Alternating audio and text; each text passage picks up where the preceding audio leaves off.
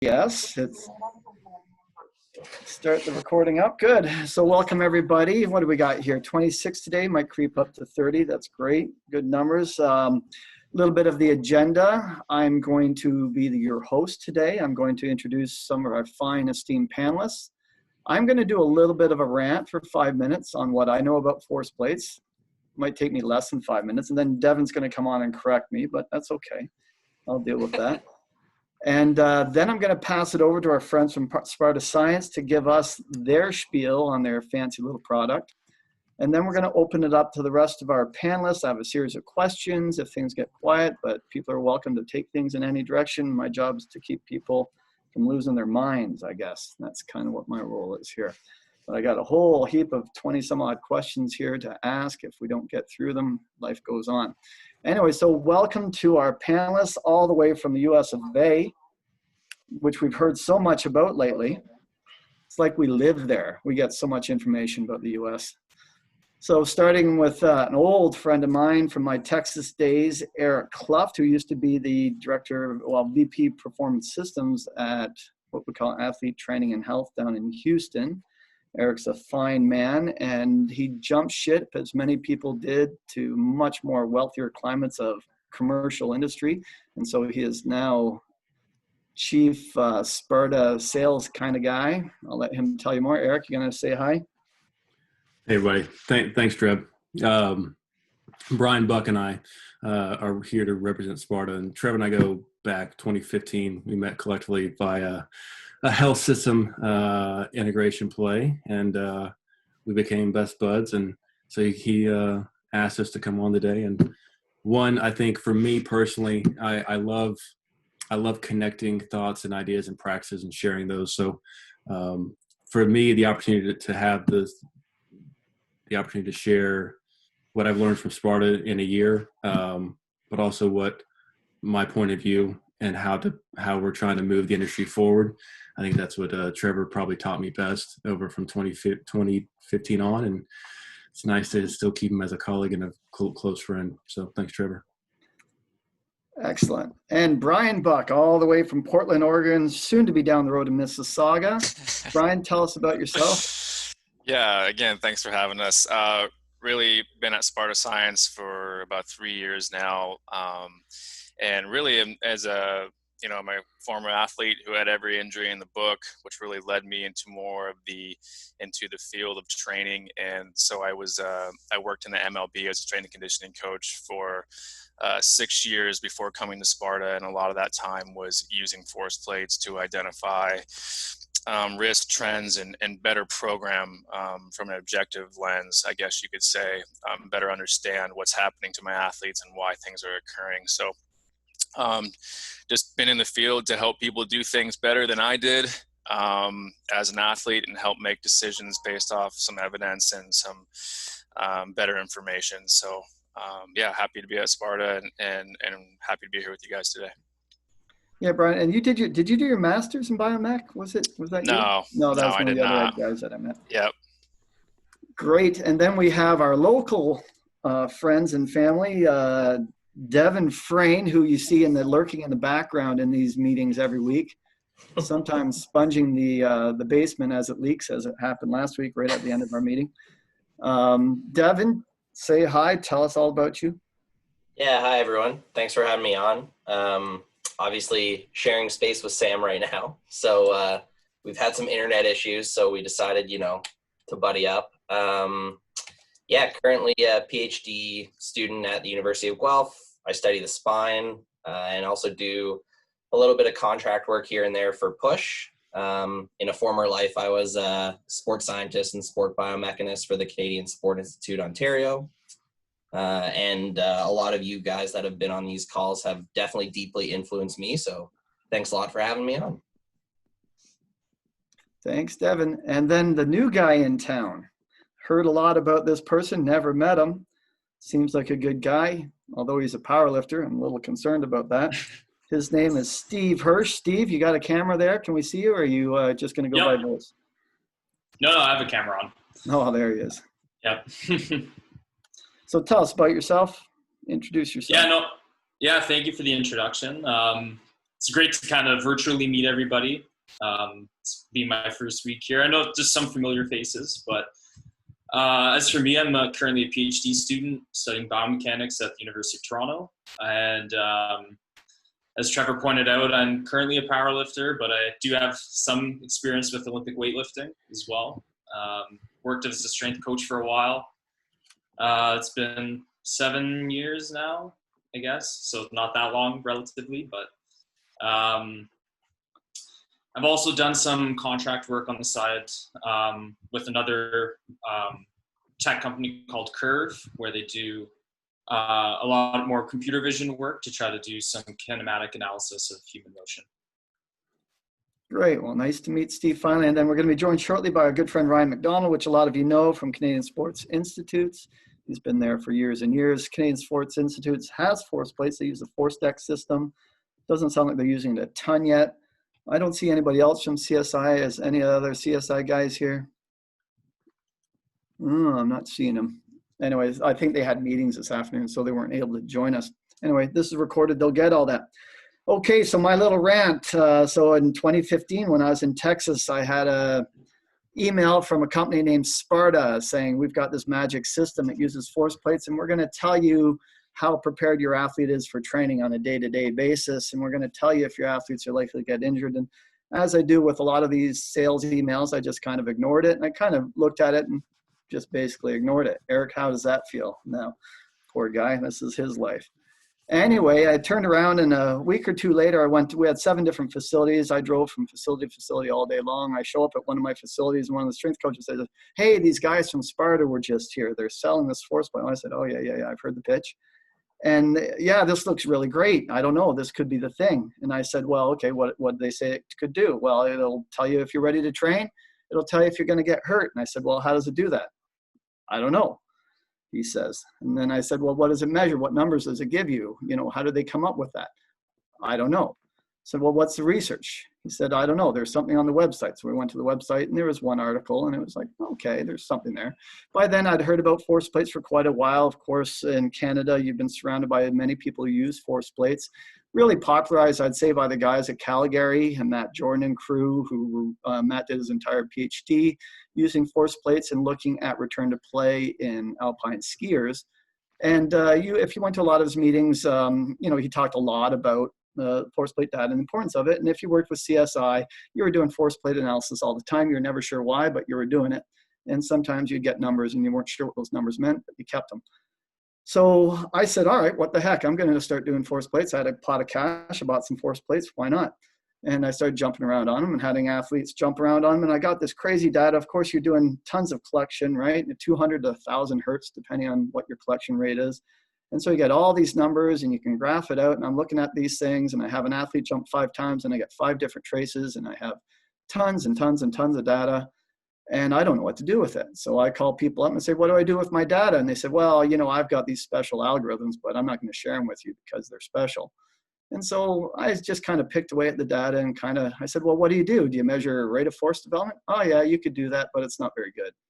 All right, well, do I measure takeoff velocity? Is that what's most important? Yeah, we don't like takeoff velocity anymore. It used to be cool, but now it's not cool. And then I said, well, what do I measure? Well, we like impulse, measure impulse.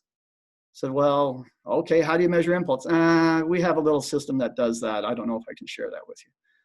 Okay, so I basically stopped using force plates right around then because I had bigger fish to fry. Call me lazy. I'm not a biomech guy. I wasn't about to fight the fight, and nobody could tell me why I was doing it, what I was doing, what I should measure, how to calculate it. And so then I go on to Texas, and there's this company saying, hey, we can do it all for you automatically. And so it's kind of interesting, but they couldn't tell me how and why at the time. It was kind of a bit of a black box.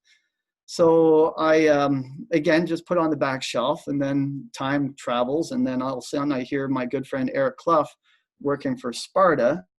And I went down and I saw a presentation of theirs and still had some questions. And one of their ed guys, what's the name of the education guy, Eric? He did a good job.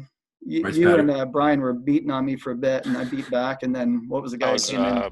That was Bryce Patterson. Bryce, yeah, that's right. And then Bryce kind of said, sit down, shut up, and listen. I'm going to show you how this thing works. So I sat down, shut up, and it actually kind of made a bit of sense then.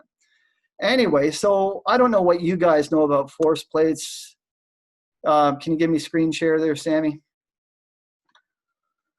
But I'm going to do a little 2-minute tutorial on force plates just in case Eric and Brian don't go there. I think I know what they're going to present. They may not go into this, and this may be helpful. It was helpful for me. So I got screen share now. So if you ever do a counter movement jump on a force plate, this is kind of what you're dealing with. Here's grad student X, and here's your force plate. Here's force in newtons on the y-axis, time in seconds on the x-axis. So it's just force by time, sampling at hundreds of times per second. So here's in the weighted phase, just standing still. You can see their body weight is represented here with this flat line. Weird arm thing going on with this guy. His technique is not the best. So now we're going into what's called the unweighting phase. So this is the eccentric portion, and you see that the force goes down, down, down, down, down, down, and then they start to decelerate that downward movement and create force. So this is a weighting phase. So they're now pushing up, but it's not moving up yet. Now we start moving up, up, up, up, up, up. Get a little bump there from the arms and shifting to the toes. And then you actually start losing a little bit of force as you start to take off. Here you've gotten flight. You're in the air flying. And then you're going to land. So we get these curves here. And the question is, well, what do you do with that curve? What is meaningful there? I don't know. I'm just looking at this guy jumping and I feel sorry. Watch this landing. This landing is awesome.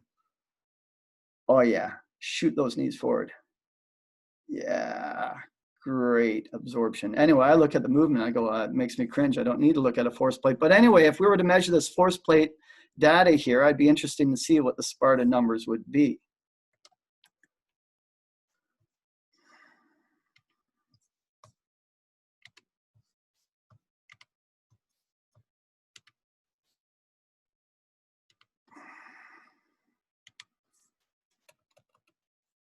So if you go over and look around, you're going to see all kinds of different figures you can pick up. This is actually a nice thesis. This is done with Mike Stone's group at East Tennessee a little bit a while ago. This is when we first started really talking about impulse and looking at impulse. And basically this thesis was trying to convince people that impulse was the important thing to look at. And so if you're looking at this again, here's your unweighting phase here. Then you're starting to decelerate yourself in the eccentric. So this is still eccentric, eccentric, eccentric. Now you're actually pushing off. So up here, this is what we're calling your amortization phase. If you want to spend some time there, I guess you could. Not many people do in this case. And when you're measuring RSI, it may be a little different. Now you're doing concentric contraction, but force, as you're generating force, you're unweighting the body. So force is actually going down, and then here's your takeoff. So what they did in this paper, they started looking at what does this area under the curve mean, and this is the impulse, I believe. Devin, you could correct me. And then on this side, they draw a line here, and they say this is the eccentric side of impulse. This is a concentric side of impulse. And then people look at this rate of change here. They look at the rate of change here. So there's a variety of different measures. Nobody even cares about flight time anymore. I think it's still interesting because I want to know how high they jump. But all these eggheads, they don't talk about that stuff. Then if you break down, so now we're just taking that same phase. So again, same kind of tracing. Here's your unweighting phase. Here's still eccentric force development. Here's now moving into concentric. And you can overlay it with velocity. So the dotted line is your velocity. So you can see that velocity eventually builds as you go through that concentric phase and you reach a peak velocity as you take off. So as I said, there's complexity of force plate analysis. First of all, you got to figure out, well, what kind of jump's best? Do we measure counter movement jump or non-counter movement jump? Do you do a depth jump? Do you do single leg jumps? Should you use an arm swing or not an arm swing? So the guys from Sparta are going to tell us what they use and why they use it, so that could be interesting. But now you got to decide which of those you're going to use. Then once you do that, you have to figure out what is the reliability of this measure, because my experience is you measure 5 times, you get 5 different curves. You're never sure what curve you're going to do. And so when you do averages, what numbers do you want to average, or do you take best and that kind of thing? So there's huge amount of individual variance sometimes. Other times there isn't much variance. And then you get variance in measurement between labs. So the way I measured impulse and the way someone else measured impulse or rate of force development, et cetera, varies as well. So you got to make sure that everybody's on the same page. And this is where Devin and Steve will probably pipe up, because they're eggheads at this stuff and they'll be really interested in the nuances of how you measure. But then once you figure out all that stuff, you got to figure out, well, which measure am I going to use? Am I going to use rate of force of development, takeoff velocity? Because back in my day when I was a kid, that was critical. That's all that mattered. Are you going to do depth jumps and measure RSI? Is that important? Does flight time mean anything anymore? Or is it really these impulses that are the critical thing? And if you do get an impulse measure, what does that number mean? What are you going to do with that? So that's all the easy stuff. And now comes the hard stuff, and where I'm going to hand it over to the Sparta guys, because now you want to know if you can get through those first 3 points there, first 3 questions, what do you do with it? Can you actually predict performance? Can you predict injury? Because that's really what we're trying to do most of the time when we're dealing with these kinds of things. We're not using them set by set. We're not using them as a training modality per se. We're using them to assess someone's performance potential on a given day or overall, and then are they ready to train? Are they able to train? So you can take me off, Sam, and you can give the reins to who? Eric or Brian? Eric? You guys both have the ability to share screen, so go for it. All right, so you guys take it away. Tell me all the ways I was wrong there. No, that was good. All right. Give me 1 second here. Let me pop this up on Zoom.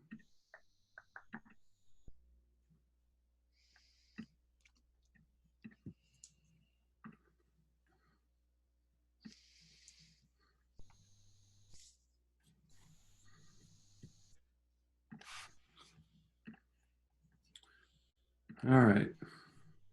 Everybody see our screen?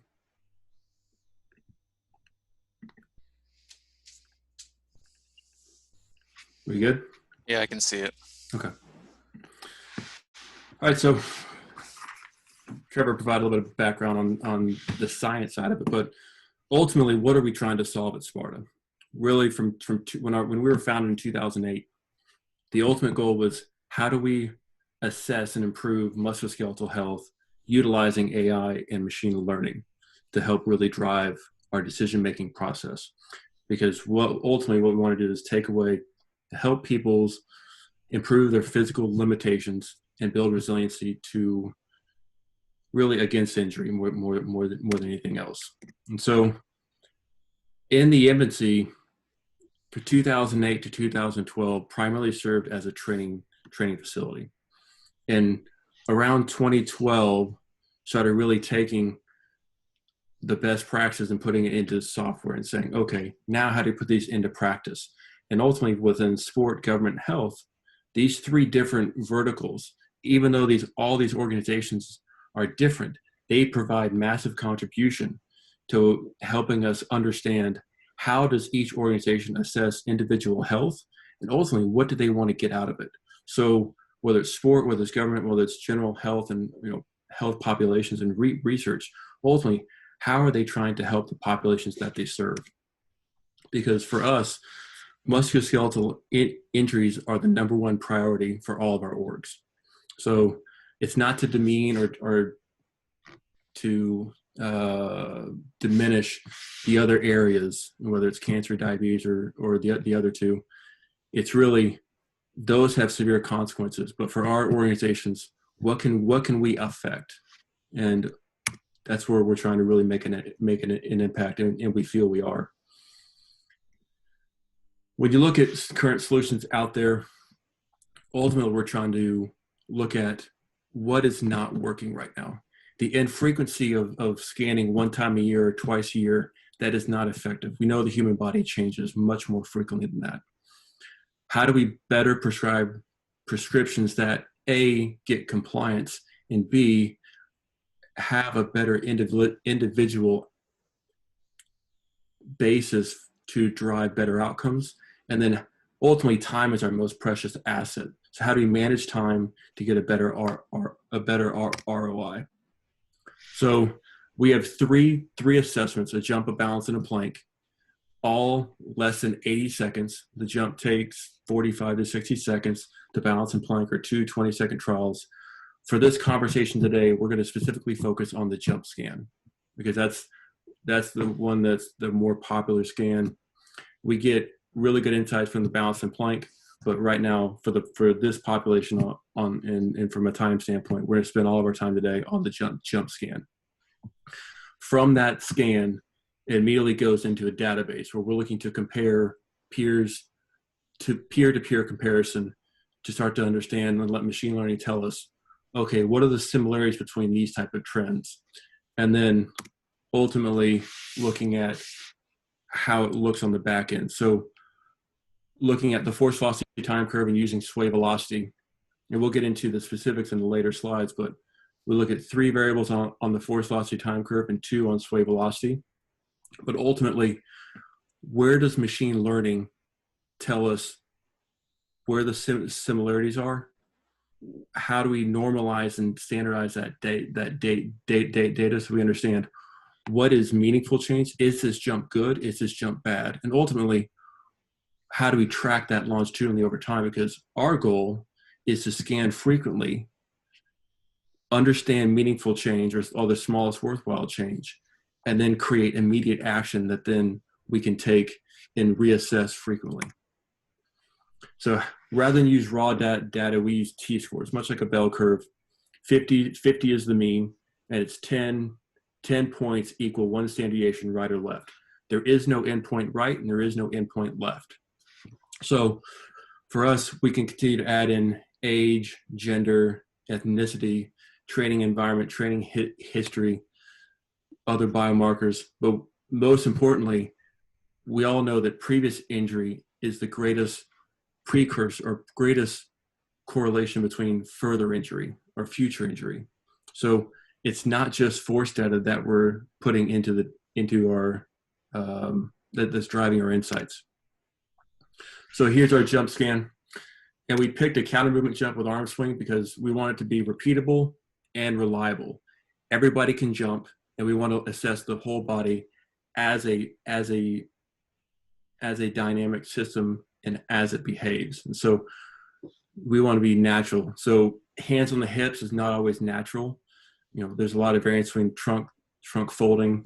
But we want very easy, very simple, eliminate the learning effect, and make sure all the protocols and tests are reliable and repeatable. So from that, we're trying to assess, okay, how does this person create movement, both in force and in time? So what is the strategy in which they execute these jumps? We break it into load, explode, and drive.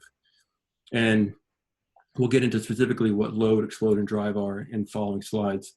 But for us, it's identifying, using the t-scores, okay, where is this individual at? And then using machine learning to say, okay, based across all the scans, where do we start to see risks? Where do we start to see really how this individual is prepared from different activities? And then where should we spend our time? So in this case, our thresholds are 45 and 15 t-scores. So we're looking for this individual to be all above 45 and those t-scores be within 15. Once they get outside of those variables or those units, then we start to see the likelihood of injury occur. So let's look at load. So this person is the ability to create force. So in this case, we're looking at eccentric rate of force development. So we're taking that the average of that, and whether it's we're looking at 2 components. So how efficiently is this person creating eccentric strength and the ability to absorb eccentric forces efficiently? And here's a representation of that on the curve. Like Trevor identified, it's kind of like the braking phase.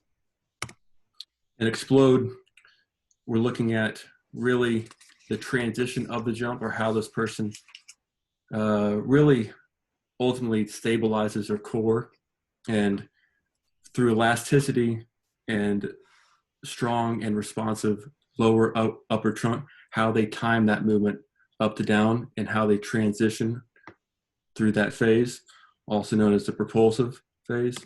And lastly, how do they prolong that force over time and finish the jump finish the jump effectively. So the utilization of how they produce that force and transfer that force is ultimately how we quantify drive, or the magnitude of time, magnitude under the curve. So here's a little bit of a cheat sheet on exactly, let me move the cursor over. So look, I'm sorry. So here's a little bit of cheat sheet of the movement signature at a whole, and ultimately what we're trying to identify through the force phase, through the local phase, and through how we quantify it. And so in some cases, it's not any one point in isolation. It's how all these variables and all these components work together that we call the movement signature, because we don't want to isolate one point in time. We want to look at the relationship of all these of them collectively together. And from that, ultimately, so once they scan, what do we do about it? Or how do we utilize a database of 1.5 million plus scans and growing to help paint a picture of, okay, where can we borrow insights from other sports, other populations, to understand where do we spend our time? What does this individual do very well? What do they do poorly? Where do we need to get them moving better to express that force better and more repeatedly? So in our slides, we'll start to identify when it's good, when it's bad, when it's low, when it's high, what happens, and what have we seen work both in our published research, but also anecdotally, what have we seen inside our own training facility, but also across our partners. So when you're looking at this graph here, we notice that each athlete has the same descending curve, or descending staircase effect. The difference is the magnitude of the curves, but the expression is the same. They all have 15 t-scores away from each other. And whereas if you were to take one population, isolate them as by themselves, a football team would need damn near 60 seasons to start to predict injury, because they average maybe 1.6 ACLs a year. Whereas when we start to look at how the movement pattern is scaled out across our database, we can start pulling from other sports and positions and say, okay, what's the expression of that? And where do we start to see it in a dangerous range where we need to intervene? And then conversely, same thing with hamstring injuries. What does the individual do well? They create an initial force very well. They time that very well, but they can't prolong that very well over time. So we start to see these are the type of trends that we identify and say, okay, what do we do about it now? And what exercise prescriptions improve that and repeatedly keep them in a healthy range? Yeah, and so touching on that as well, and this is Brian here. First off, load, explode, and drive, and where those terms came from. It actually used to be rate, force, and time back earlier in Sparta days. We really changed it to load, explode, and drive in that nomenclature to best relate to athletes, coaches, and people that we're working with. Really, the idea is to help the practitioner or anyone that wants to use this to identify and understand, what are these, how can I simplify this, and how can I understand these trends as best as possible. So that's really, where load, explode, and drive comes from. And you can go to the next slide there. So, okay, I think the big piece that separates Sparta is kind of the now what piece. What do I do about it? And Trevor mentioned it.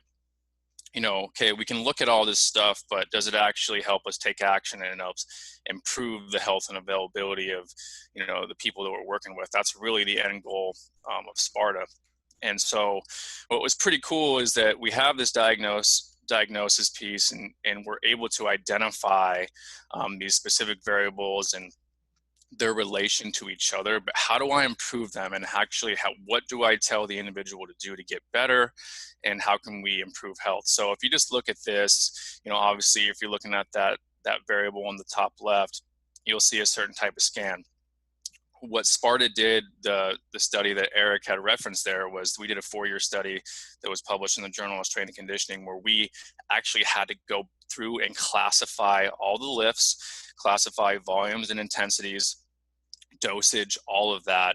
And over 4 years, we were able to identify which exercises actually improved which variables. So if I actually have that scan on that top left, that 70, 46, 32, I actually, as a practitioner, know what I can prescribe my athlete or my individual to improve how they sequence or produce force. So you'll see some movements over there on the right, which I'll kind of go through on the next few slides. And we would kind of consider that a good prescription or a good dose for that individual. On the bottom, you'll see that similar scan or that movement pattern or how they disperse force. And you can see it actually get worse. So we kind of throw it around, good and bad medicine or a good and bad dose. We can keep giving them the same stimulus that they get all the time in their skill or sport, and it's actually going to exacerbate the issue. It's going to make it worse, and we can actually push them closer to what our predictive models have shown, kind of show a higher risk of injury. So what you'll see here is this is really what we've seen over the last 10 years. You'll see when things are too high in context or in relation to others, we've seen these injuries occur. So, the example on that top left one, the extreme amount of eccentric force produced without the ability to transfer or absorb that force. We've seen a lot more ACLs, Liz Frank, you name it. And, you can look at the NFL as a prime example of that and the epidemic that's gone on there. And then you look at the second one over there, the high explode, the overall stiffness of an individual when they're too stiff, at least through that trunk and lumbopelvic area, we tend to see some certain things there. And as you'll see, labrum tears, me coming from the baseball realm, we saw a lot more obliques with a type of mover like that. Rotary athletes that are too stiff. There on the right, when impulse or essentially the use of momentum to produce force, these are your less rigid athletes and they really just kind of swing themselves through. We've seen more ligamentous issues. And then from a sequencing standpoint, a good example is the bottom left there. You'll see low load, the inability to produce a high rate of force. And this is good information to have. Because a lot of times the expert in the room or whoever is watching, oftentimes it's a sequencing issue. It's not necessarily a lack of strength that is the reason they can't produce eccentric force. It's more so stiff ankles or, patella fem, where they completely avoid the flexion and they hinge instead. So identifying that and trying to improve that. And again, low explode, that complete lack of stiffness or that laxity of an athlete, oftentimes we see more of that sports hernia, low back issues. And then the last one there on the bottom right, like Eric had mentioned, kind of that big engine athlete, all the strength and power and torque, but the inability to prolong that. So these short burst, quick choppy movements oftentimes are your highest risk for soft tissue strains, because they don't necessarily do anything very efficiently, but it's more abruptly. So these are trends that we've seen over the last 10 years. And I think it's kind of important to understand here that obviously, if you go to statistics, prediction is not a guarantee. It's increased odds of things occurring, and none of these are a death sentence to anyone we work with. It's more so, this is increased odds and let's be proactive and let's try and do something about this. Go ahead there. So we essentially found from some of the research that we've done some different classes. This one, what we call the long signature. Essentially, this is going to be lower eccentric and concentric force production, so less strength and power, and really more movement by momentum. As you can see in the picture there, a lot of timing and momentum. So from a prescriptive standpoint, again, we kind of refer to this study, and this isn't going to be super clear, but I just want to point out a few examples of these. Again, from that research, we found that to improve eccentric rate of force and that concentric force, exercises such as a heavy bilateral squat or a heavy pull from the ground, where you're loading a lot of weight through a short range of motion. We've seen those actually improve eccentric rate of force and concentric force.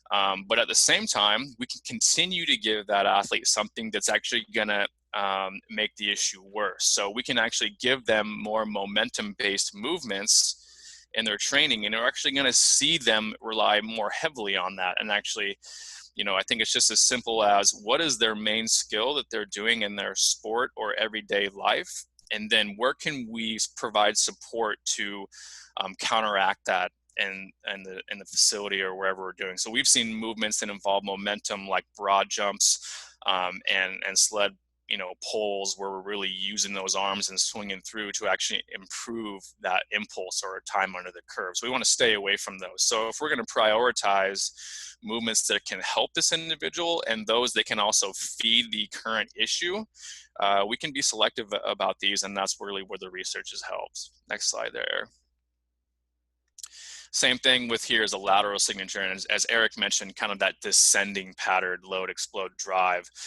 These are your athletes that are gifted, very twitchy, often a lot of type 2 fiber, very elastic, yet don't really have that ability to go through deeper ranges of motion very smoothly or fluidly, and therefore at a higher risk of muscle strain. So again, exercises that are going to improve that time under the curve or that impulse. We've actually seen exercises like the rear foot elevated split squat, overhead squat, things that take you through deeper ranges of motion, oftentimes a less emphasis on the total load on the bar and a little bit more on the way it's done and the increased range of motion, are really good ways to improve in that drive variable or that impulse. And at the same time, these twitchy athletes or very elastic individuals that we may deal with, a lot of them, we're actually going to make the issue worse by doing short range of motion heavy stuff, because they can do that stuff in their sleep. So for those that have just very little time in the gym or whatever it may be, really, how do we maximize that time? This is another example, what we call a stiff signature. I've been known to call it the middle finger scan, for a lack of a better term. Essentially, that explode or that relative concentric force is very high. They rely on that stretch shortening cycle for that ability to change directly and quickly. They don't leak force at all. They're very stiff. They probably just don't use their lower half as much as they could, because they really don't need to. So what we've seen be actually extremely effective is, again, getting them to strengthen that lower half. If it's that drive variable or that time under the curve, again, those deeper ranges of motion. And then what have we seen to improve load? Those have been the lower half strengthening exercises. And at the same time, what do we want to stay away from? Those ones that require an intensive bracing, such as a hang clean, pogos, plyometrics, things where you can rely on a stiff trunk to change direction very easily. Farmers carries are another example. Someone that's very stiff can do those very easily. So let's avoid those in the training plan to bring more of relative balance to these variables. And so how do we achieve that? It's more so about what you take out as opposed to what you're adding to programming. So go ahead and go to the next one there, Eric. Kind of more in my population that I worked with for several years, we kind of had this rotational signature. Kind of one of the, and a lot of pitchers fall into this category, tend to be long, lankier, less elasticity, less muscle mass. So if you're looking at, one of the #1 injuries in baseball behind, elbow, shoulder issues is actually, one of them was a funny statistic, was comebackers at pitchers. They don't have that stiffness to change or direction or move out of the way quickly, and they're getting smoked. And that's just part of it. They don't have that genetic makeup, that elasticity, which is often the highest genetic variable that we look at in that explode. So they're low on that, but why they also need to have that low concentric force or ability to change direction is these rotary sports that require more of this dissociation, they actually want to have a little bit lower so they can rotate well. So to keep that variable in a safe range during the season with all the rotation, we actually want to do something to provide a stiffness stimulus to that trunk. One thing that we've found through our research at Sparta is actually taking them off their feet. So if I take them off their feet and do something like, we have a pretty unique setup actually. We put a K-box on the wall and are doing some flywheel stuff that's really kind of yanking them around, but it's forcing them to provide that stiffness and rigidity through the trunk from being on their knees and not allowing that rotation through the hips. So things like heavy carries, heavy deadlifts, and anti-rotational stuff has been pretty good at improving that explode or concentric force. Meanwhile, we can give them something they're already really good at in the use of momentum, but we want to stay away from that. So we don't want to improve that area under the curve for this type of mover. We actually want to tighten it up and shorten it. So there's certain things we want to add, and there's certain things we want to take out. And then really kind of the last class is this linear signature. I kind of referred to it back there as sometimes it's the just low eccentric rate of force and lower explode and a lot more use of momentum as well. So how can we improve that overall rate of force to get out of the blocks and that ability to transfer? So those are the points of the curve that we want to focus on for this type of individual. So we actually found a lot of this by accident. We actually were working with some Stanford athletes coming fresh off of knee surgery, and we were doing essentially just very limited range of motion work for them. And we found that eccentric rate of force tended to go up fairly quickly doing that. So we actually tried it with healthy athletes, shorten the range of motion and add a load to the bar. And we found that short range of motion and heavier loads, if you can, actually improve that overall force capability, not only to create, but to transfer. So certain movements we found to improve load and explode are these heavy, short range of motion bilateral movements. And that's really where rack pulls and limited range squatting patterns have seemed to help very well. Again, if drive is your highest variable and the use of momentum is a primary way that you produce force, we want to stay away from longer range movements, things like the broad jump, rear foot elevated split squat, things that go through these deep ranges and you're allowed to kind of use your body and momentum. We want to stay away from them. And it's not that you can't have these in the program. I think it's just limiting the amount and the dose and frequency that they get that, because I do understand having to, still prepare these individuals for their sport and life. I'm not saying that any of these movements are necessarily bad or inherently bad. It's just understanding where you can have the most impact and how you can limit those. So that's just a lot of how it was used in my background in pro sports and a lot of how it's been used at Sparta. So I'll kind of hand it off here to Eric to finish it up.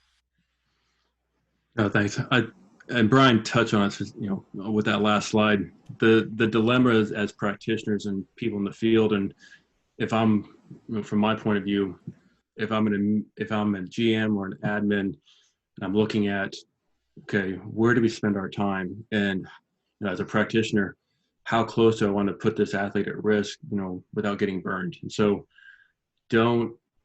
if they're already expressing significant qualities or abilities in one area, don't compound that with further dosage and further exercise prescription that exacerbate that. And so let's let the athletes and population express their force, but do so in a healthy range.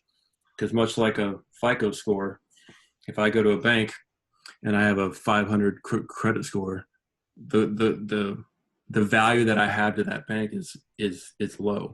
So for us, it's not how high you jump, it's not how much force you produce. It's representing how all those variables together make up your Sparta score, and ultimately what happens from that. So for us, it's putting all the metrics into one story to understand how do you express your force, how do you express your capabilities in context. And so I know we did a really quick half-hour blitz here. we're happy to go into further detail. But here's my direct contact. Here's Brian's direct contact. I did not put cell phones on here, but I'll, if that's important, then Trevor's got it and he can relay it to everybody. Yeah, I put your cell phone number on the bathroom wall in Albuquerque. They're looking for it. Hopefully there's a gas stop. All right, guys, awesome. Thank you. I saw 92 slides at the start. I thought, oh no, this could be a long one, but very well done. A to be concise on that. I know I came up with a lot of questions, but I found probably what a lot of you guys are doing is trying to visualize your athletes. A lot of us don't use force plates, and we're trying to think in our mind, watching our athletes lift, who would fit into which of those categories? Who are the low load? Who are the high load? Who are the poor explodes?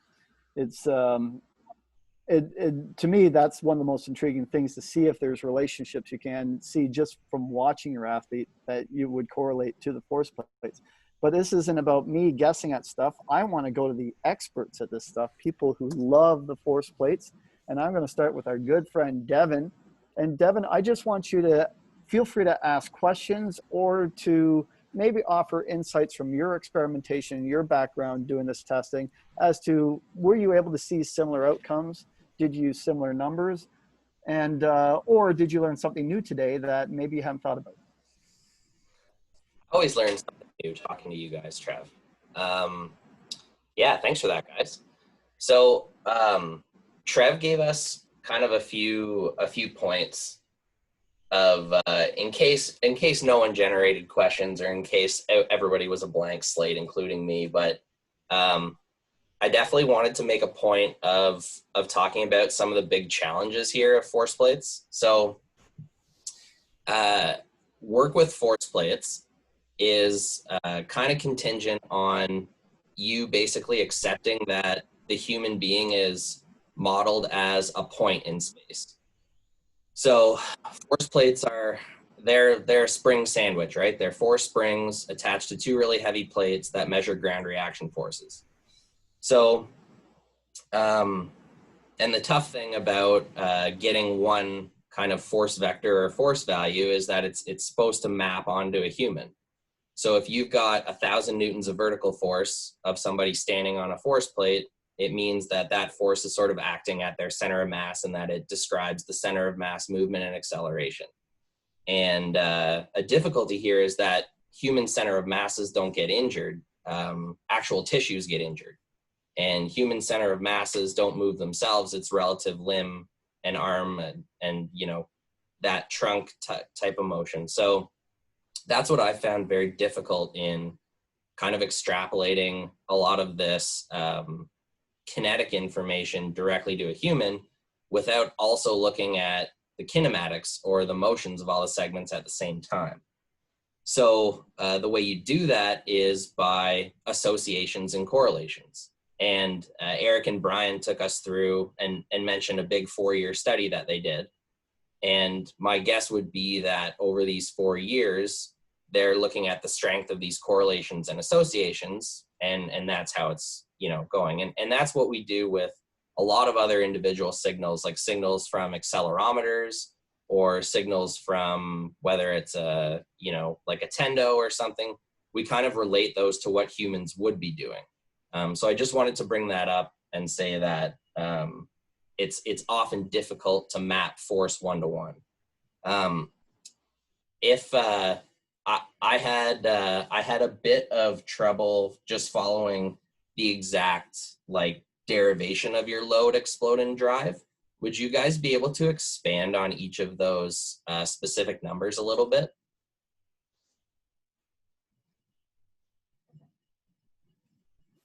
So do you mean how they got that number and what it actually represents on the curve? Is that what you're looking for?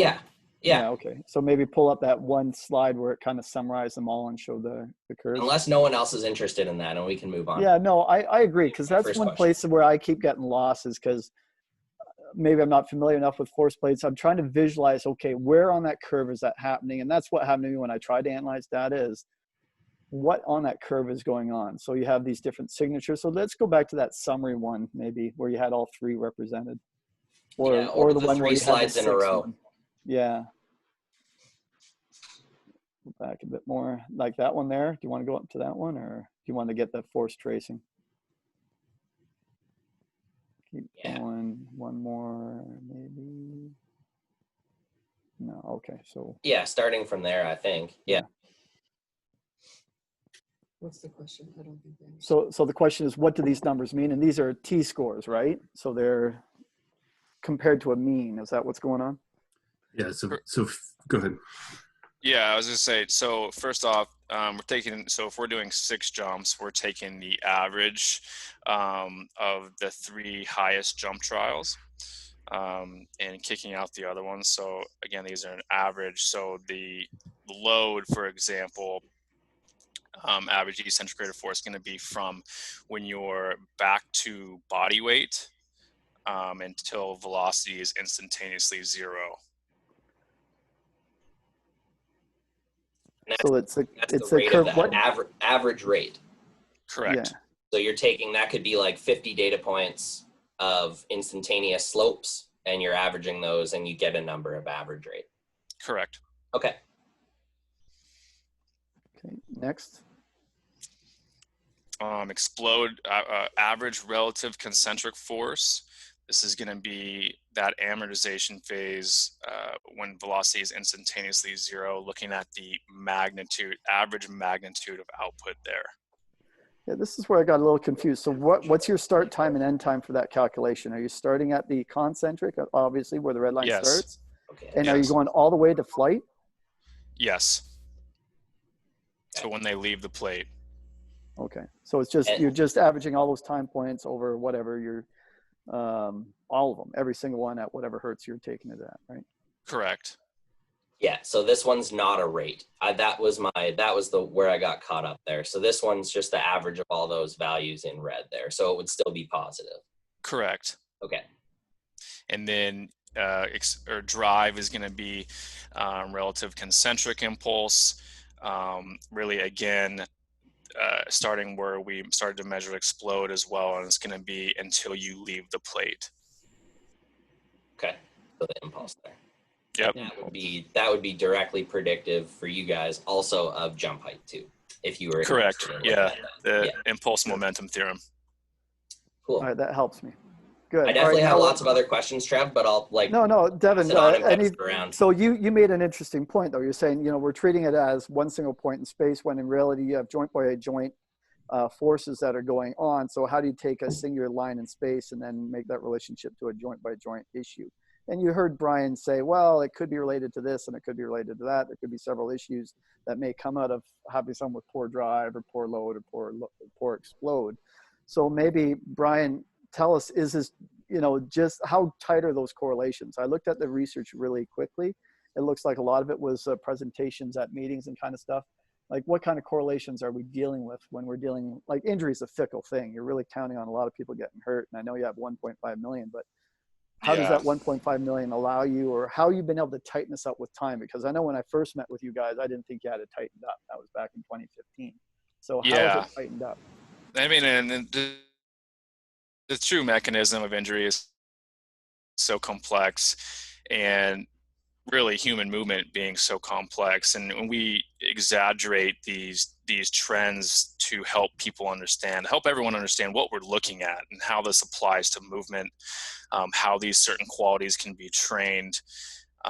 So you guys make good points. It's so hard to, this is exactly what's happening here, but really trying to provide context to movement that we've seen, and how these are all impacted by certain stimuluses.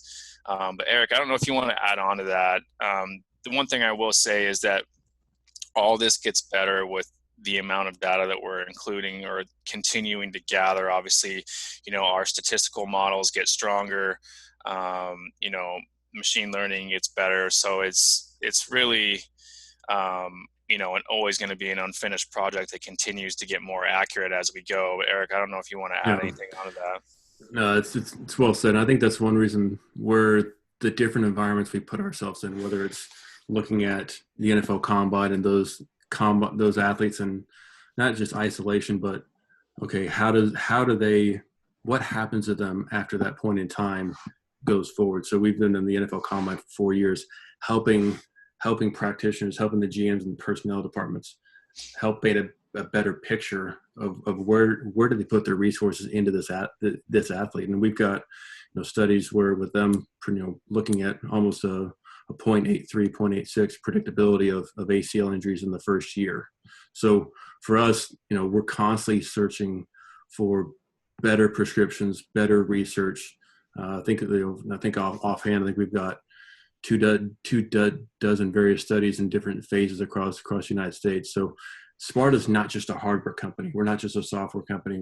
We ultimately have a data science team that's drilling down, looking at all the trends and insights rolling in. We've got our engineers that are pushing out code and sharing both with mom and pop organizations, but also 4 continents of armies. And our sales team and success team, our success team is built on how do we best build better users, and then the sales are just the dancing bears. And so, but for us, it's developing a full, robust team, and then putting it into play and letting organizations share information back and forth. And that's where we get as much insights from our organizations as we provide to them. And one more thing I would add to that, Trevor, is that a big piece of this is in our understanding of injury, and specifically the mechanism of injury. We are able to, the organizations that we work with often share injuries with us. So we're able to identify what these movers were moving like, when was that timestamp and when did that injury actually occur, to have a better feel and understanding for the why. On a lot of this. So that's the valuable piece that we didn't really mention in that, is that we have a ton of injury information to where we can gather these insights and put together these more valid thresholds. So I want to take it to Steve now. Let you chime in, Steve. So tell me, you're doing your PhD. What if I forced you to do a PhD and said, come up with a system for predicting injury risk and performance ability using force plates? Could you do it? Put me on the spot here at that, but I just first want to say thank you for the presentation. Answered a few of the questions I have, and I have a few more. I do a lot of statistical modeling work myself, so I don't want to direct this too much to necessarily just the machine learning in general, but I'm a little. First, I'm a little skeptical about predicting injuries just in general, no matter what the technology is. And I think, some of the language is around, we're predicting injuries with a correlation of 0.86, 0.87. We can debate this. I don't want to get too into it. I don't know if a correlation is a good way of necessarily assigning, some sort of prediction. I think what you guys are really getting at is trying to identify certain types of patterns and, what kind of patterns are more likely to result in injury. And maybe perhaps you guys can answer this now even. I think it gets a little hairy when we start. First of all, I echo everything that Devin had already said, but to kind of expand on it, how do you guys partition between different types of injuries and, kind of under the hood, how do different signatures relate to different types of injuries rather than just predicting injuries in general? Because I think, just to be a little more skeptical, I guess, in a sense, is I could probably predict an athlete is going to get injured generally. But I guess part of the value is, can I have a little more predictive power if it's going to be a knee injury, etc. So I guess the question is, could you guys comment a little more specifically about the predictive capacity of different types of injuries, and if there's any data that you guys have so pertaining to that? I'll focus it for you. So tell us maybe 1 or 2 injuries that you feel that you've been really able to nail down using the system. And then maybe we'll go back to the slides, whatever, and show us that curve. And, correlations are tricky things. We all know that. And so what really convinces you that you're on the right track with that kind of prediction? So you just mentioned the NFL Combine and ACLs. Is there 1 thing or 2 injuries that this is the signature? We're seeing this repeatedly, almost. Yeah, I'd say another one. We had another research that just came out in the last few months, where predicting elbow injury from ground reaction force, specifically UCL. Yeah, I saw that in the slide. Tell me about it. Yeah, so basically what we found, and again, this was another long one done with a professional baseball team, I think over 400 pitchers, and they basically discovered that as drive or impulse and momentum increased in the season, that the likelihood basically shot up for UCL. Basically, the lack of the use of the lower half to push off the mound, and more momentum or upper body ligamentous stress that would occur because of that, were more likely to occur, elbow or Tommy John surgery. So trying to understand that concept, I guess. So the drive is the impulse, right? Mm-hmm. So what is it about momentum that makes that impulse go up? Like, you've used that term because wherever you have momentum, you've got force, right? So a force has to be created. Right. And that's from the explode phase, I'm assuming. So the explode phase is the main force generator. And then the drive is the follow through of force. Right. So specifically, we would see the average eccentric rate of force drop or go down, and that drive variable go up. So the less use of the lower half to produce that force, and more dependence or reliance on the momentum or fluidity up the chain to produce the same velocity as previous.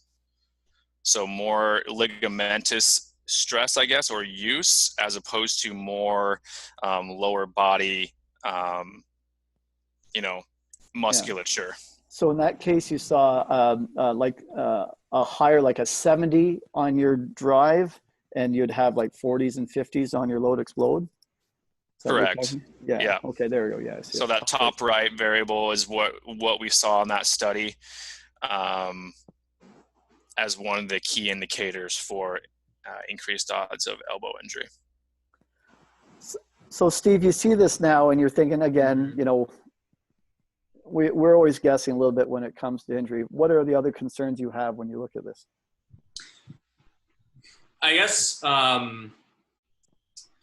these all is all this data, just to clarify, retrospective, in that you're taking all these different profiles and then basically going back to see, like, of the people who got injured, how are these profiles different? I guess the reason I asked this is part of me is just still struggling to see how solely just like the ground reaction force is going to tell me something about ligament loading, for example.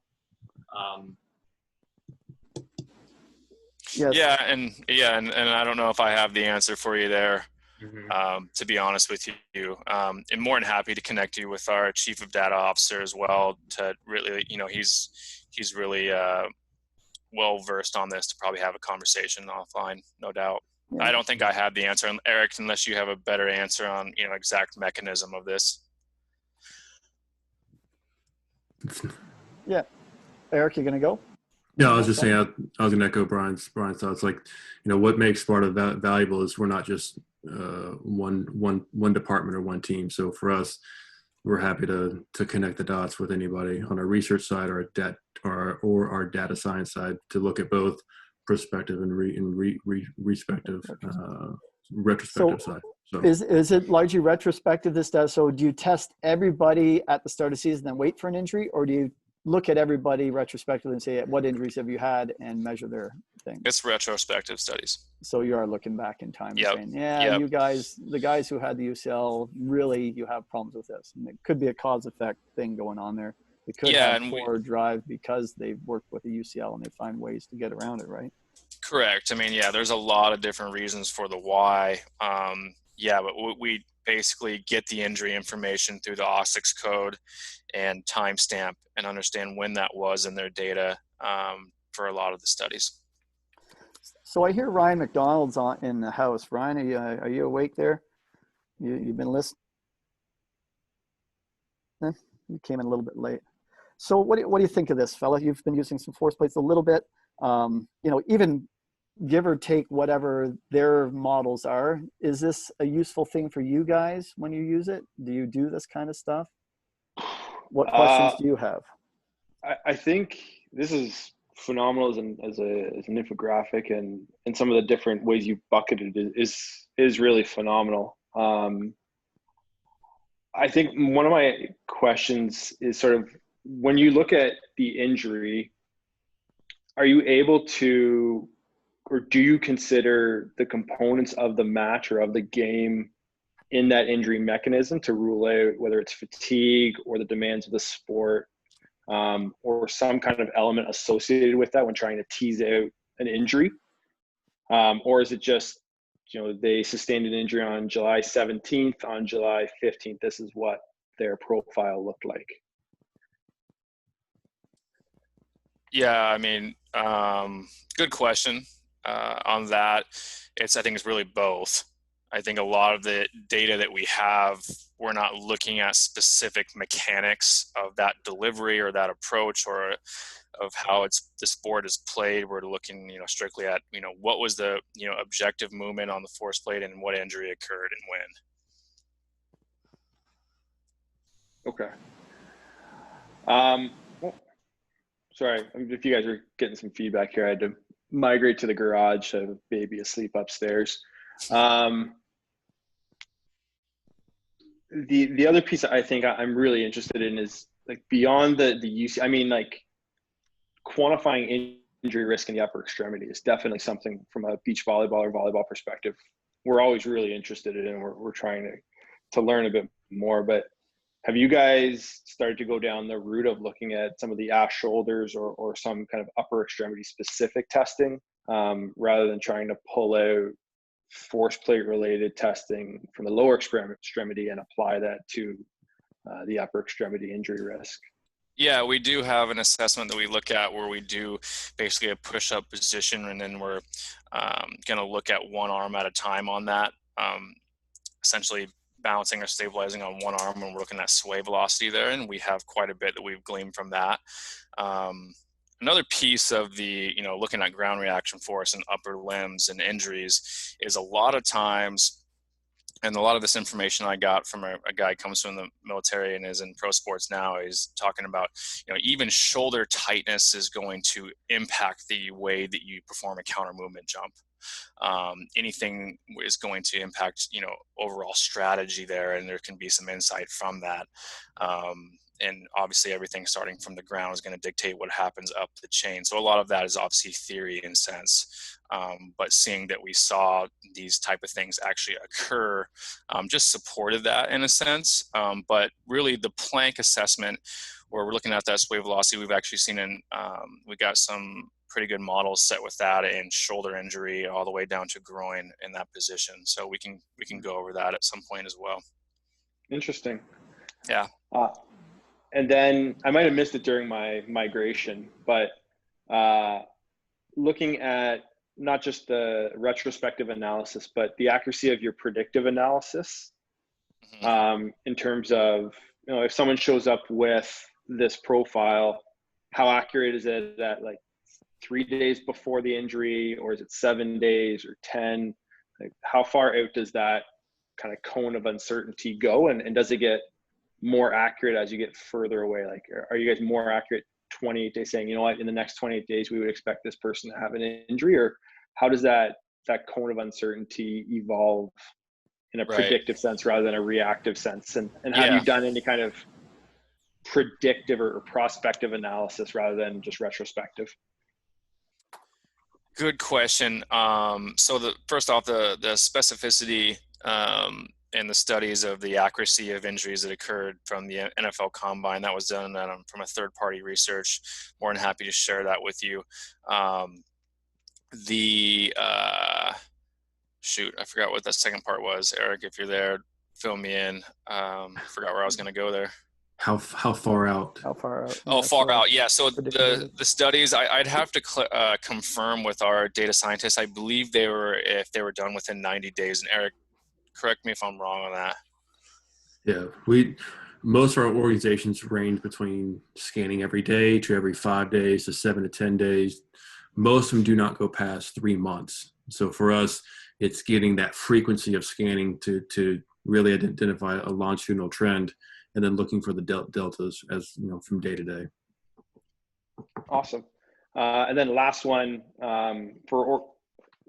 we currently use sort of a similar prepackaged data analysis with force plates. We used to have access to the genius that is Devin Frayne, but he's moved on to greener pastures. So we're reliant on a sort of prepackaged analysis software now. But it still allows us to export the raw data for our own analysis. Is that something that the Sparta system enables, that you can do a raw export of the data rather than just the sort of normalized bucketed data? So as of right now, you can export the data and it will be in T-scores, but you can't export it all into a CSV. With our current partners that are interested in the raw data, we're more than happy to share that. Again, that's something that we set up with our head data scientist to really go through all that. So we do offer it. So it's something that we do. Cool. Thanks, Ryan. Good questions there. So before Devin's chomping at the bit, I hear he's got a bunch more questions. But before I go back to the crazy Devo, tell me more about this day-to-day variance. So you're looking for deltas. How much variance do you tolerate? How much don't you like? And you're dealing with 3 numbers, each have individual T-scores, and then you're looking at ratios of the 3 numbers to each other. And so you're dealing with quite a lot of data there day to day. It's a lot of noise, let's say. So how do you find the signal with all the variation you're getting day to day?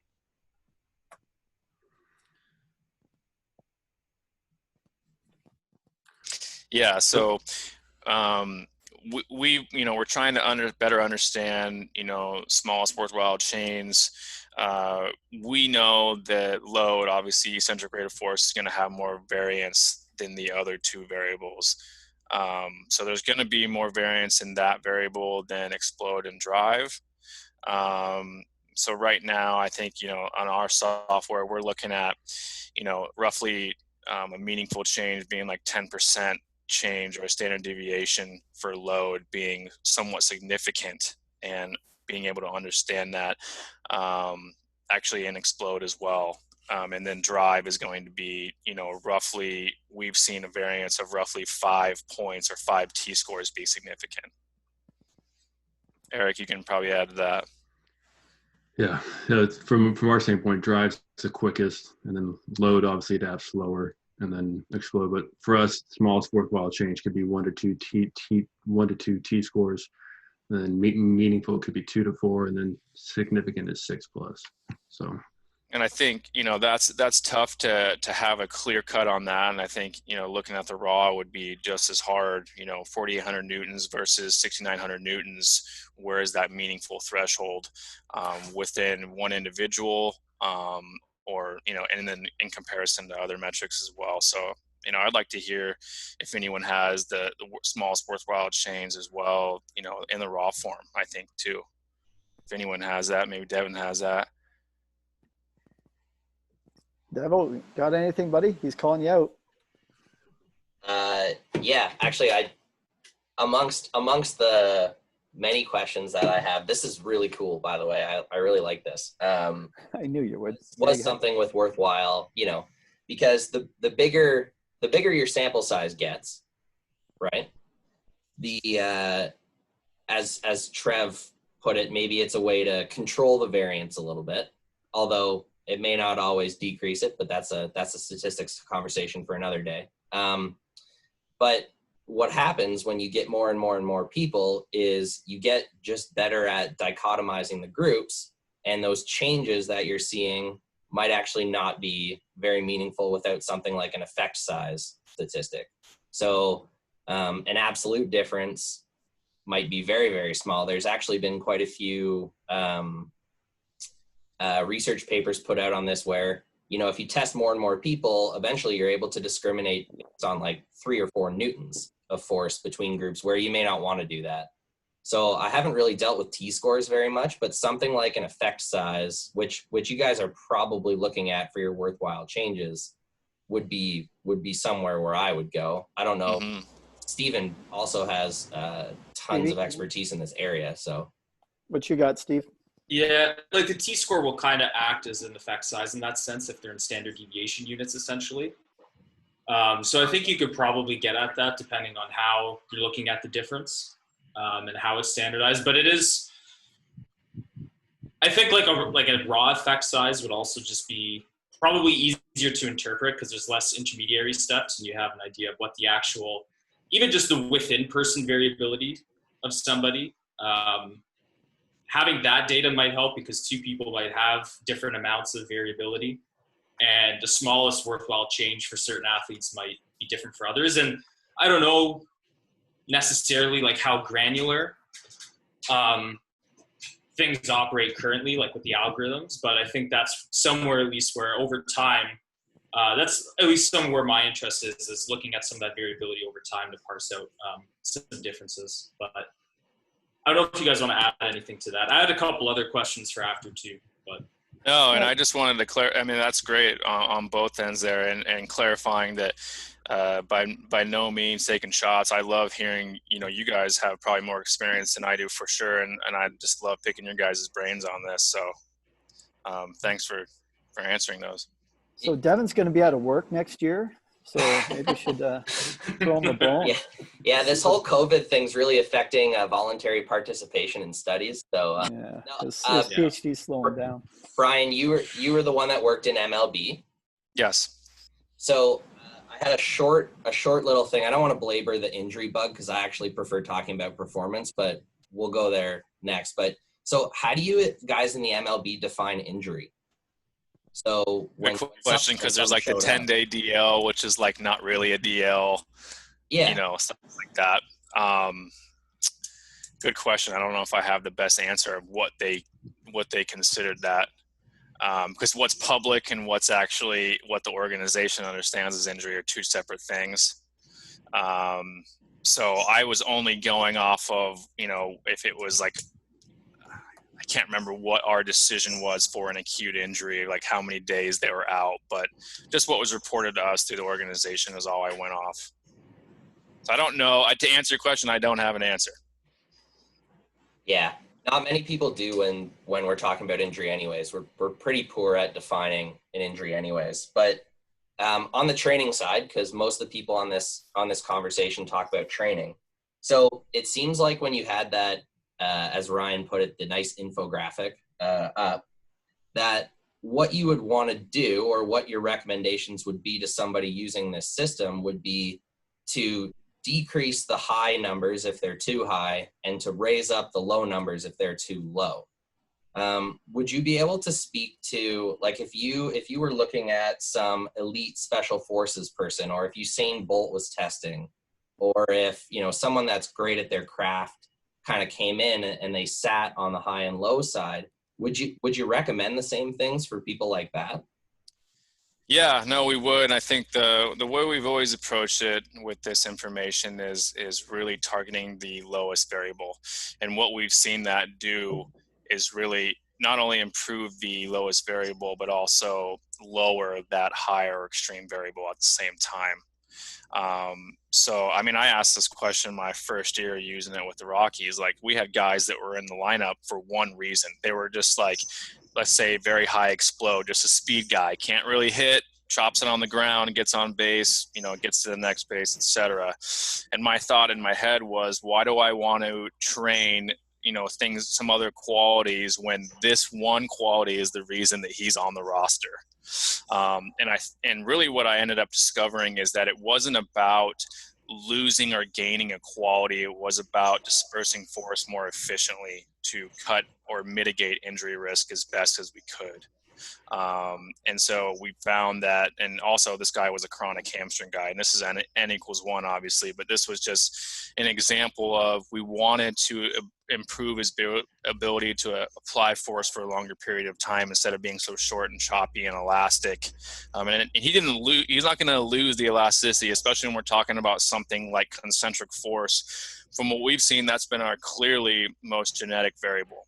You don't lose that variable or lose that quality. You just tend to disperse force more efficiently.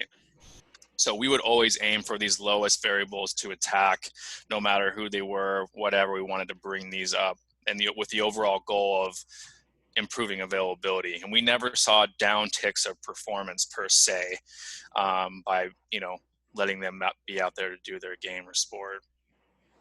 So If that didn't answer, we can talk further. Yeah. Time's really ticking here, and I put the call out to the group. And Corey, good to see you, buddy. He's a baseball guy now. Used to be with Olympic Sports. So he wanted you to clarify if talk about your data sets. How do you normalize to your data sets? What are the populations? So if you're working Major League Baseball, do you have just the Major League Baseball data set? We do, and we've split it up into that. We find less statistical power that way. So I think oftentimes that's the first question is like, hey, let's split this up into a smaller data set. I want to compare baseball to baseball or football to football. And we can do that. We just actually glean a little bit less insight onto overall movement because it's always obviously a smaller data set. And then he has a question there about, if you're saying that a split squat is the best thing to train for, what was the condition where split squat drive? How do you know that for sure? Is it just because you saw someone with low drive, you trained for a while and it went up? Or is it people who did split squats a lot? They had this. We had several, gosh, I don't remember the exact count. Lots of people logging and training and logging all this information of movements that they did. And a lot of this started by theory. What would improve this concept or what would improve this quality? And then what we were able to see is when we isolated that and just did that, what actually happened to the variable. So that's how we were able to discover which exercises actually worked well for which variables. And over time, this has grown and evolved since that study that we did. I believe that was in 15 or 14. So Corey, hop on if you got the mic there. I don't think we quite answered your question. Do you want to clarify? Yeah, can you hear me? Yeah. Yes. Yeah. Thanks. I guess my question was, I know that with your system, you recommend exercises based on these weaknesses. So my question was, when you created this data set that you use your machine learning algorithms to pull out the effective exercises, were you at that point already suggesting exercises, or is this completely independent? Like you took logging info, people had the choice of whatever they wanted, 2,700 strength coaches picking their favorites, and then you took that to make recommendations, or were you already? Because to me, it seems self-fulfilling if you were already telling people to do split squats and later you say, yep, split squats are the best. Nah, and I'd have to clarify those in the study and those that actually ran it. But I think to answer your question, there was theories in place of what exercises would influence which variables. We found that some did. We found that some didn't. Got it. Thank you. And I think the first one was just I think Trevor, you asked it just fine around, does the population, like if I'm a Sparta subscriber, do I get to delineate, yes, I just want baseball in my data set, or versus everyone? Because I think as we all agree that there's some very different curves, tracings with different sport types for various reasons, whether it's the way they trained forever or the genetic determinants for that sport that seem to maximize high level performance. But a weightlifter, for example, despite the fact that they could probably be super reactive, tend to have huge propulsive impulse. Like that's what they rely on the most. But like they're not going to fit into this UCL risk category because they don't even play baseball. But if you have a ton of weightlifters in there, that'll skew these normalization situations versus a basketball athlete who's maybe completely focused more on your first section, your load. So I just wonder, like, at what points do the populations get to say, well, I just want to see who's the weakest within my group, because we know we have, a specific curve to our population type, or there isn't one, but you could shift towards a version. Yeah, great point, Corey. Right now, the way the data is spit out to a Sparta user or an organization that's using it is split up by gender. And then we do have those that further go through with our data scientists and split it out by population specifics. Got it. Good point, though. I had something else I was going to say and forgot, but I appreciate the question. Thanks, Brian. Yeah. Great. Now, so speed round, we only have a few minutes. I want you to come up, all panelists come up with a question for these guys that can be answered quickly. My question to you is, what is the highest L, E, and D? Have you ever had an 80, 80, 80? And what is the lowest LE&D has my mother ever jumped? Eric, when did you scan last? Oh, Well, God. Don't tell me my that. my 6-year-old scan had a -9, and we've seen some NFL combine guys pop 170s before. So it's just those variables in isolation can be really extreme, but there is no endpoint right. There is no endpoint How do you left. get over 100? Because there's no endpoint. It's just for us. It's how many Further deviations. standard deviations. I know. Yeah, I get it. But technically, that's not how a frequency histogram works. But I guess you just need more people. So you ever had a 100, 100, 100? Are they studs? No, we haven't had that. No. There's always a weakness, eh? Yeah. Good. All right. Who's next? Steve, Devin, Ryan? What's your question? You have a quick one? Steve's on. Sure, yeah. I guess one of my questions was, and this, I guess, I'll let you guys decide whether for injuries or for actually prescribing the exercises, I guess how sensitive these movement signatures or profiles are to different types of instructions that a coach might be giving an athlete. Yeah, good question. So how, like, are we coaching them on the jump? Is that what you're saying? Yeah. So if they're Yeah, or warmed like up if even we, or something. Yeah, so yeah. everyone does a standardized warm-up, and then there's just jump as high as you can is the only cue that we give. So I guess anyone that's trying to mess with it or do something different, like eating a donut before a blood test or something like that. I mean, you can mess with any test that you want. Again, we try and take that away by analyzing the top 3 trials that are the highest jump height and analyzing those ones specifically and kicking out the lower ones. Mm-hmm. So I guess even if I'm just trying to think if a coach is potentially using this and instructed somebody, if they're using some sort of external cue where they have maybe a vertec and they're trying to reach up to the vertec, versus if we're cueing somebody maybe to try to load your hips more, press harder in the ground. If that might shift a profile to some other injury risk, how robust essentially are the profiles to instructions like that? Yeah, good question. As far as when we test, it's always a standardized warm up and then one simple instruction to jump as high as you can. Yeah. Sure. Yeah. Okay. Yeah, I can imagine you're going to get some variance from Devin. What do you got? Or Ryan? Who's up? I'm going to beat Devin because he's going to sound way smarter. What happens when people have a combination of profiles or sort of in the border between 2 of those categories? And how do you guys send out a ping or a warning and say, hey, they're not on the far side of this, they're kind of shaded on a border a bit? Yeah, the DFU scan. Mm-hmm. Don't F them up.